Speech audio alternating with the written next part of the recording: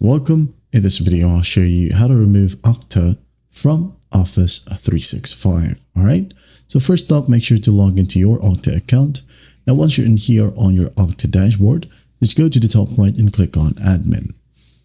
Wait for the next page to load, and once it loads, it will ask for a code from your Okta Verify app. Just go ahead and type down the code from your Okta Verify app and then just click on Verify.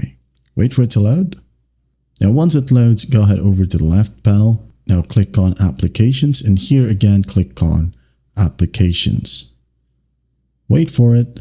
And once done, just go ahead and find in this list, you'll have Office 365. All right.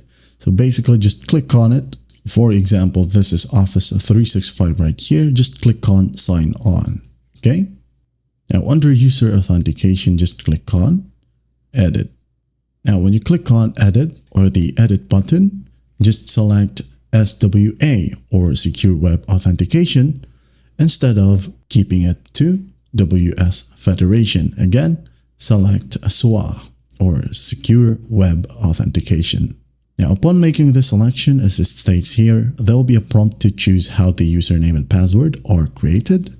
This setting determines what username and password will be used to log users into Office 365. Since WS Federation does not use a password, the user's Office 365 account may not have a valid password to use, and or the user may not know what it is. This can be avoided by enabling Sync Okta Password in the Office 365 application provisioning settings. This will push the Okta password to Office 365.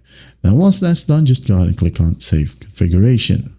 Now, if there are multiple domains federated in O365 and it is desired to remove one or two domains, follow these steps, okay? From the same set of pages, when you click on the Edit button, just click on Fetch and select to view the list of domains federated with Okta, and then just remove the domains that should be defederated and click Select. And once done, again, just hit on Save.